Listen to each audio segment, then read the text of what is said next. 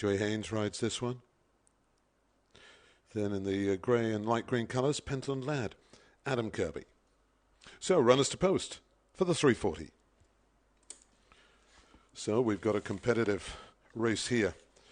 Just 11 runners because number 6 does not run. This is number 2, Pentland Lad.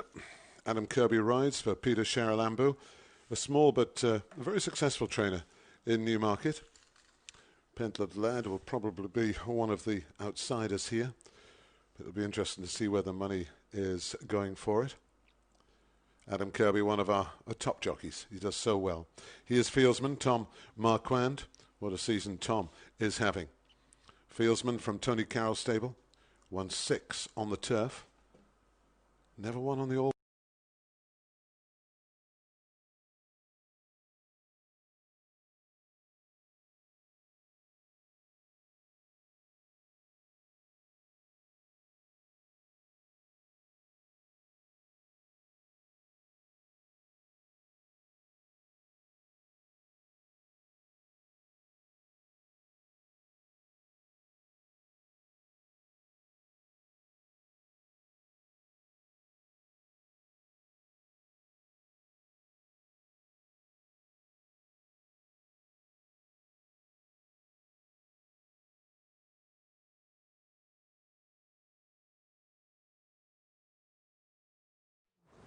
Yeah, the runners and riders have headed out ahead of this third last race we've got here. So that is race number 8, and fieldsman right at the top of the betting. Fieldsman Tom Marquand, who was just touched off in our previous race. He was probably in front before and after the line, but there you go. Wasn't head down on the line. He has won on fieldsman.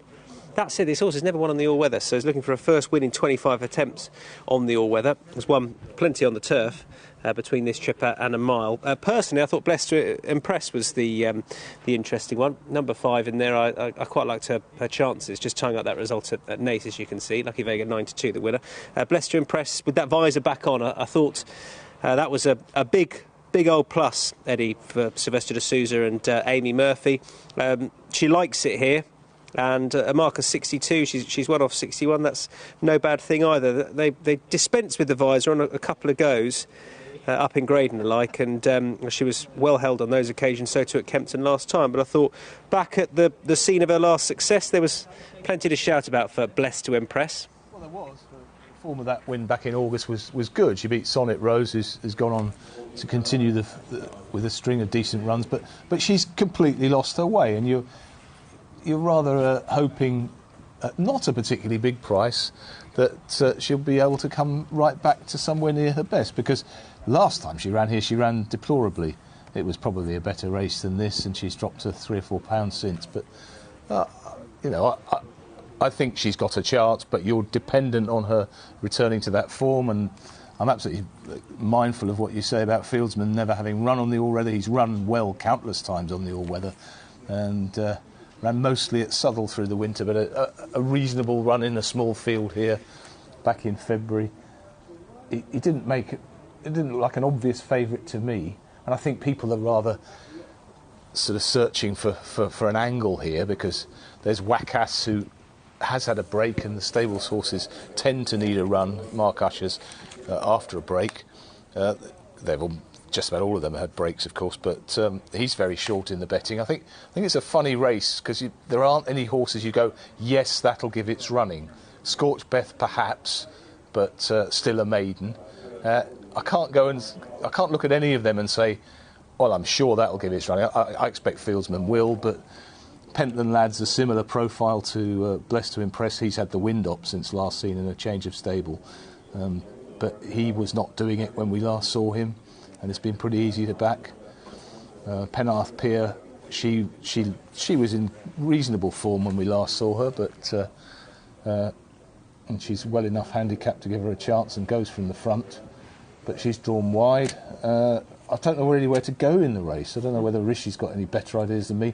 One with a tiny chance, FLAUNT, who started off really promisingly a couple of years ago at Kempton and just hasn't gone on from there, but the stable are in good form. There's a possibility that she might just return to form, but it's ifs and buts in this race. I can't sort of nail it down, really. Yeah, I agree with you. It's a very difficult race to be adamant about anything. As you say, there's a number of question marks posed against all the horses.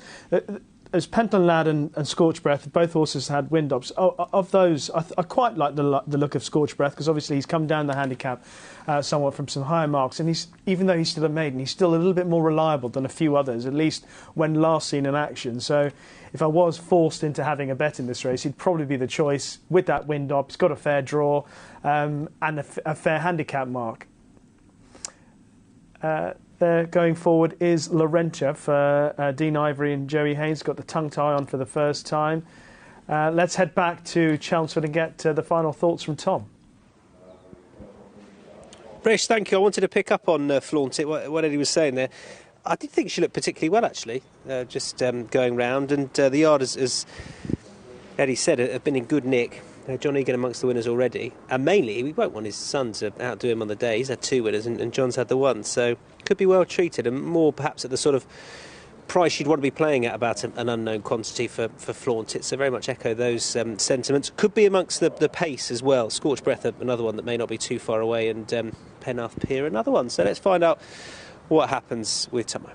They're all in for the Boreham Handicap. 7 furlongs, 11 runners. Stand by. They're off. Here we go, 7 furlongs the trip this time, all of them well into their stride. Towards the inside, Scorched Breath being ridden along, wants to be handy. This one in the purple colours, Flaunt It, now comes through. Blessed to Impressed in the black colours. In the stripes we've got PENARTH, PIER. On the heels of the leaders is FIELDSMAN. Behind FIELDSMAN comes Pentland Lad. Then towards the inside is Waqaas. At the end of the first 2 furlongs, 5 furlongs left to run. And Flaunt It is taking them along from on the inside, Blessed to EMPRESS. On the outside, in the blue sleeves, that's PENARTH, PIER. Then towards the outside in the green hoop sleeves, that's Pentland Lad. Keeping that one company is FIELDSMAN. Towards the inside, we've got Scorched Breath with a sheepskin noseband. And behind that one, just being ridden along, is LAURENTIA. The back marker is Incentive. Here they come back towards us. 2.5 furlongs left to run in the Boreham Handicap. And Flaunt It, John Egan. Can it be another for the Egan family today? Let's see what happens. PENARTH, PIER is second. Third on the inside is Blessed to Impress. Pentland Lad makes ground under pressure. FIELDSMAN's looking for room on the heels of the leader. Switch towards the inside is Blessed to Impress. Then comes Scorched Breath. Down towards the last furlong and a half. And it's still Flaunt It who has the lead. Blessed to Impress coming with a good run. Then comes Scorched Breath. Trying to get through is FIELDSMAN as well. On the wide outside, coming late is Just an Idea, who's come from nowhere. Here they come inside the last half furlong now. And it's Just an Idea. Josephine Gordon this side. Scorched Breath on the far side. Just an Idea wins it from Scorched Breath on the far side. Flaunt It was third. Just an Idea for Josephine Gordon, and Roger Ingram has come home in front from Scorched Breath with Flaunt It back in third. 28-1 the winner. Just an Idea. Josephine Gordon has returned since the resumption of racing in really good form, and she's produced this horse who she kept wide in the early part of the race, Eddie, and also 4 or 5 wide round the turn. Yeah, we've had a whole series of races today dominated by horses who've raced up to the pace, and today they went. John Egan set a strongish looking gallop on Flaunt It, and she didn't quite get home, and the winners had a terrible trip all the way around the outside, and it didn't matter. She won here in an earlier late last year over the same course and distance under Rian Ingram, and she's bounced right back to form after a couple of lacklustre runs.